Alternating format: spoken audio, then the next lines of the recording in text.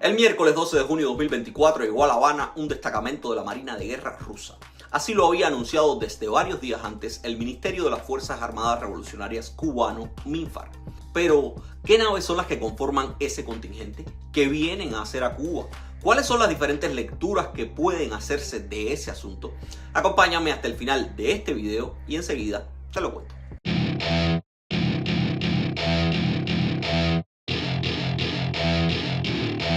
De acuerdo con el comunicado emitido por el MINFAR unos días antes de la llegada de la flotilla, entre el 12 y el 17 de junio de 2024 permanecerían en La Habana el submarino de propulsión nuclear Kazán, la fragata Gorchkov, el buque petrolero de la flota Pachin y el remolcador de salvamento Nikolai Chiker. La fragata Gorchkov es una de las más avanzadas de la Marina rusa y pertenece a la última generación de buques de este tipo producidos por los rusos. Comenzó sus operaciones en 2018 y desde entonces ha participado en maniobras multinacionales, incluyendo un ejercicio en 2023 donde se entrenó el lanzamiento desde el mar de misiles hipersónicos Chirkov. Por su parte, el Kazán es un submarino de propulsión nuclear también moderno, con capacidad para lanzar misiles de crucero y entró en servicio en el año 2021. Son varias las lecturas que se han hecho al respecto, pero lo cierto es que el único que ha tratado de dar una explicación es el régimen cubano. Los rusos por su parte no han dicho ni llegó, o sea, nada. En su comunicado, el MINFAR sí da a entender que la visita de la flotilla es una visita protocolar que se enmarca en la práctica histórica entre países con relaciones de amistad y colaboración. El MINFAR dijo además que lo único que iba a hacer el contingente ruso en La Habana era una parada. De hecho, en una nota publicada por la agencia EFE, confirman que el Departamento de Defensa de los Estados Unidos también les indicó que esperaban que la flotilla, además de hacer estancia en La Habana, pasara por Venezuela e hiciera ejercicios aéreos en el Caribe. Lo de los ejercicios ya ha sido confirmado. La agencia estatal rusa TASS confirmó que antes de llegar a La Habana el 12 de junio, la flotilla había practicado al menos lanzamientos virtuales de misiles de precisión contra objetivos a más de 600 kilómetros de distancia. Lo otro que se puede decir es que un diplomático ruso le confirmó a la CNN que los cubanos podrían visitar la fragata Gorchkov una vez que estuviese anclada en el puerto de La Habana. Muchos ven el desplazamiento de la flotilla rusa como una provocación a los Estados Unidos, atendiendo a que el lugar donde se efectuarían los ejercicios militares es una zona de influencia geopolítica estadounidense y además muy lejana de Rusia. Otros, por su parte, hablan de la presencia del contingente ruso en La Habana como un símbolo que rememora la Guerra Fría y acerca fuerzas militares enemigas a 90 millas de los Estados Unidos. Pero a pesar de estas lecturas, al menos oficialmente, la administración de Joe Biden confirmó que no ve la presencia de los buques rusos en el Caribe como una amenaza para los Estados Unidos. No obstante, informó que supervisaría los ejercicios y para ello movilizó varias fragatas y destructores de la US Navy que estarían acompañados además por un buque canadiense. Un reporte reciente informa que los estadounidenses no solo han decidido monitorear a la flotilla rusa de sus aguas territoriales, sino que también han enviado a la bahía de Guantánamo un submarino nuclear. El Ministerio de Relaciones Exteriores cubano anunció que un buque de guerra canadiense entrará en el puerto de La Habana el 14 de junio de 2024 y estará allí hasta el día 17, fecha en que también tienen planificado dejar la rada habanera las embarcaciones rusas.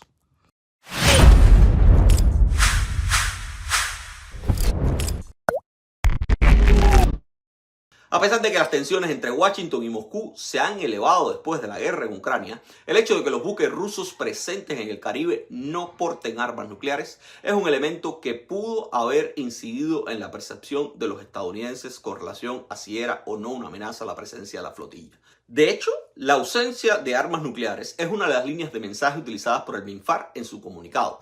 Ahí dijo que ninguno de los navíos era portador de armas nucleares y por esa razón su escala en Cuba no representaba amenaza para la región.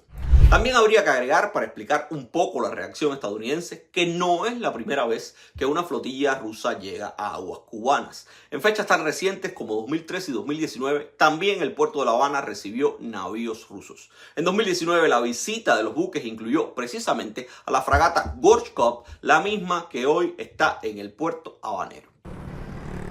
Un destacamento naval ruso atracó el lunes en la terminal de cruceros del puerto de La Habana. La flotilla llega a la isla en momentos de alta tensión del gobierno cubano con el de Estados Unidos. Al entrar al canal de la Bahía de La Habana, la fragata Almirante Groshkov, que pertenece a la más nueva generación de barcos de guerra rusos, disparó salvas de bienvenida que fueron respondidas desde la fortaleza colonial de San Carlos de la Cabaña.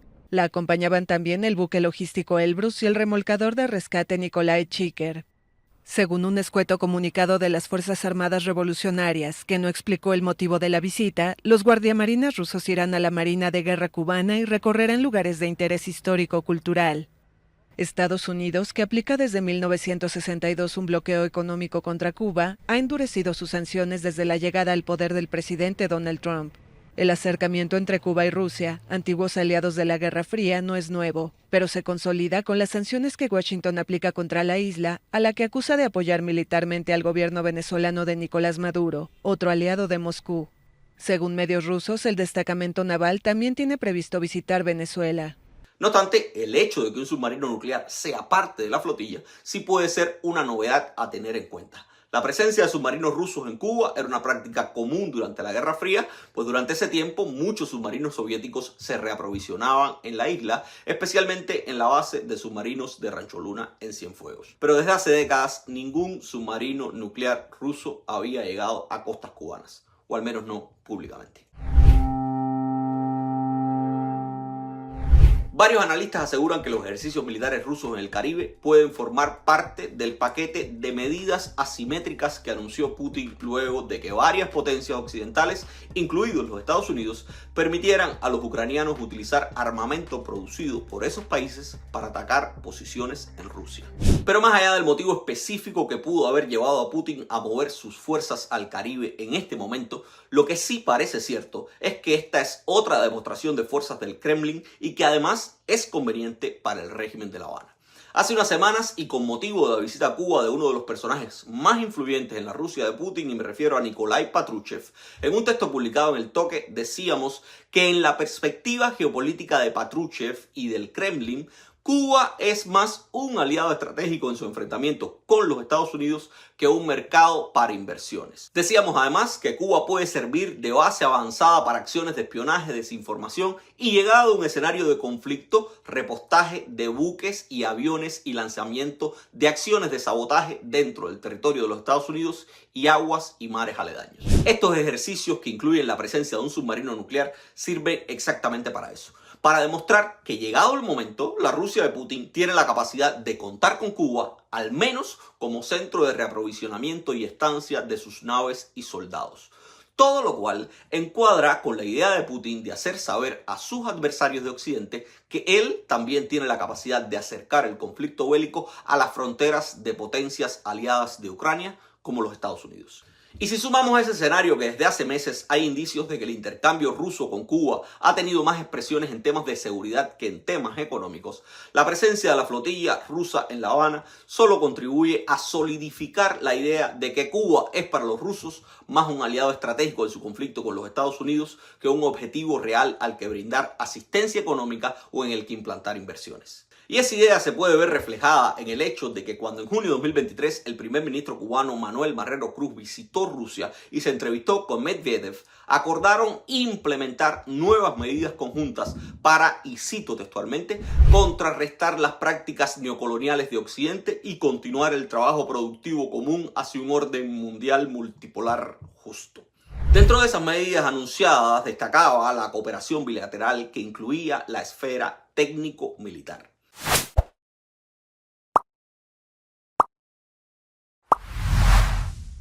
Siguiendo esta línea de mensajes de la reunión de Marrero con Medvedev, la presencia de la flotilla rusa en Cuba también puede ser vista como una señal de cómo han sido opacados por los anuncios de negocios, proyectos comerciales, inversiones rusas que nunca han llegado a concretarse, los acuerdos que en materia de defensa y seguridad sí parecen estarse impulsando con profundidad entre Moscú y La Habana. Todavía hoy no vemos el primer agricultor ruso en Cuba, pero sí hemos visto el primer submarino nuclear ruso que llega a la isla en décadas. Y aquí hago la salvedad de que es el primer submarino ruso porque en noviembre de 2023 un submarino nuclear estadounidense estuvo en la base naval de Guantánamo. Y eso provocó, como ya nos tienen acostumbrados, la condena enérgica de la Cancillería cubana. Sin embargo, lo que ayer fue condenado enérgicamente, o sea, la presencia de un submarino nuclear en costas cubanas, hoy es celebrado por la misma Cancillería que ayer lo condenara. Los problemas parecen ser no con el tipo de buques, sino con las banderas bajo las que navegan. Pero más allá de este comercial, insisto en la idea de que todo el acercamiento entre el castrismo y el putinismo y las promesas de una nueva era de colaboración al estilo soviético está más en la mente de los burócratas cubanos necesitados de cualquier bocanada de aire que en las perspectivas y en las intenciones reales de Putin.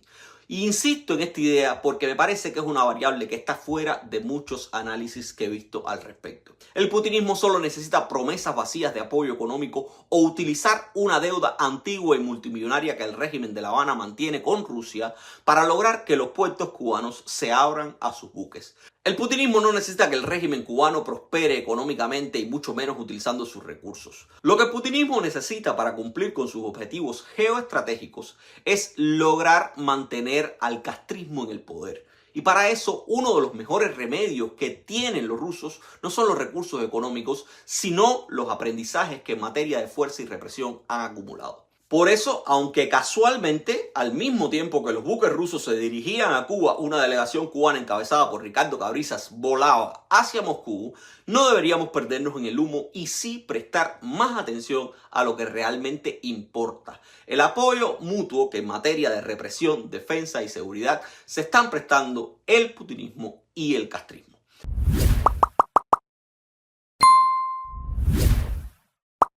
Ricardo Cabrizas, viceprimer ministro de Cuba, llegó a Rusia el 7 de junio de 2024 y según Granma, en sus reuniones con altos funcionarios rusos, expresó la necesidad de agilizar la materialización de acciones concretas al amparo de los acuerdos adoptados entre los respectivos gobiernos. O sea, Cabrizas fue a decir que necesitaban moverse rápido y materializar algunas de las tantas propuestas económicas que no han pasado de las páginas de los diarios oficialistas rusos y cubanos. Y Cabrizas, que se ha convertido en el zar de la deuda cubana y de las negociaciones económicas con aliados extranjeros, fue a Rusia a pedir velocidad, aprovechando que la flota rusa se dirigía a La Habana. Pues claro, para negociar, como bien sabe Cabrizas, hay que hacer concesiones y utilizarlas en función de tus objetivos. Pero por si fuera poco, el día 9 de junio, casi junto con Cabrizas y unos días antes de que la flotilla entrara a La Habana, el ministro de Relaciones Exteriores cubano Bruno Rodríguez Parrilla también llegó a Rusia para asistir a la reunión del Consejo Ministerial del Grupo BRIC Plus, un grupo de integración que reúne a Brasil, Rusia, India, China y Sudáfrica y otros aliados de esas potencias emergentes que aspiran a crecer bajo su auspicio. El régimen cubano necesita un apoyo económico real que les permita respirar un poco en medio de la crisis general en la que está sumido el país y que ha favorecido el crecimiento de las tensiones sociales en vísperas además de un verano que estará marcado por apagones y con el recuerdo latente del 11 de julio de 2021, cuando precisamente durante un verano plagado de apagones y hambre, la gente salió a las calles por miles a protestar en contra del sistema. Ese también es parte del desespero de Cabrizas. Pero más allá de que el régimen cubano busca un nuevo socio del que agarrarse para ofrecer paliativos económicos a los cubanos, también sabe que en lo que el palo va y viene y no concreta nada, la presencia de una flotilla rusa en La Habana puede ser vista también como una señal de apoyo de Putin a su gestión. Desgraciadamente, muchos cubanos en su desconocimiento siguen viendo al putinismo como la reencarnación de aquel proveedor que durante mucho tiempo fue la URSS para los cubanos. Y eso no es incomprensible, porque cuando la gente tiene hambre y vive bajo el monopolio informativo de un régimen totalitario que construye desde la propaganda una realidad paralela, muchas veces termina llenándose la barriga con cualquier esperanza, aunque sea infundada. Y la esperanza de volver a ver a Cuba inundada de carne rusa no es la excepción. Pero el problema adicional en este caso es que también hay muchos cubanos que saben que Putin nunca será un proveedor como la URSS, pero también saben que es un tipo perfectamente capaz de ofrecer apoyo logístico represivo para evitar, como ya hizo con Bielorrusia en el año 2020, que un pueblo hastiado del totalitarismo tumbe al régimen del Partido Comunista. Y la presencia de la flotilla rusa en Cuba contribuye, como pocas otras cosas, a solidificar esa idea en el imaginario de muchísimos cubanos que viven hoy en la isla. Por eso, aunque el régimen cubano prefiera que le den dinero y recursos para tener algo que ofrecer a la gente hambriada, la presencia de la flotilla en La Habana igualmente le funciona.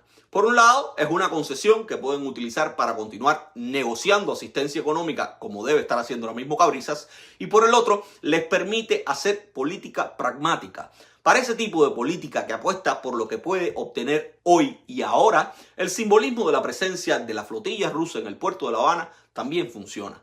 Como también funciona el aprendizaje y el apoyo que en materia de represión y defensa los rusos sí están dispuestos a ofrecerles, aunque eso no se traduzca en prosperidad para los cubanos. Y como en este punto cualquier cosa le funciona al régimen cubano, es por eso que al mismo tiempo que Cabrizas y Bruno fueron a mendigar plata, Raidel Montesinos, rector de la Universidad de Ciencias Informáticas, o la UCI, también estaba visitando Rusia para firmar acuerdos de colaboración en materia de inteligencia artificial y ciberseguridad. El doctor Montesinos visitó la Universidad de Informática y Comunicación, firmó un convenio de colaboración con su rector e identificó disímiles líneas para colaborar en materia de inteligencia artificial y ciberseguridad.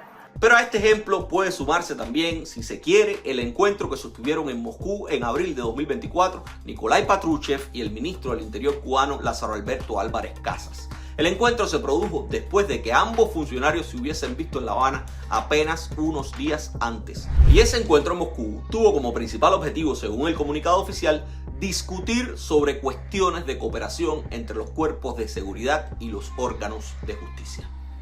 Así van las cosas entre el castrismo y el putinismo. Por un lado, intentando obtener todos los recursos económicos que puedan, y por el otro, recibiendo materialmente cualquier asistencia en materia de defensa y seguridad que puedan arrancarle a un régimen que también en esos temas es de avanzada. Pero lo que sí puede decirse es que las fragatas que llegaron a La Habana son parte de algo más grande, de un juego político en el que La Habana parece que volverá a ser, como otrora, una ficha más entre dos grandes potencias, Rusia y los Estados Unidos. Lo que pasa es que en esta oportunidad la intervención del régimen cubano en ese juego político no parece que vaya a venir acompañada de beneficios económicos como los de la era soviética.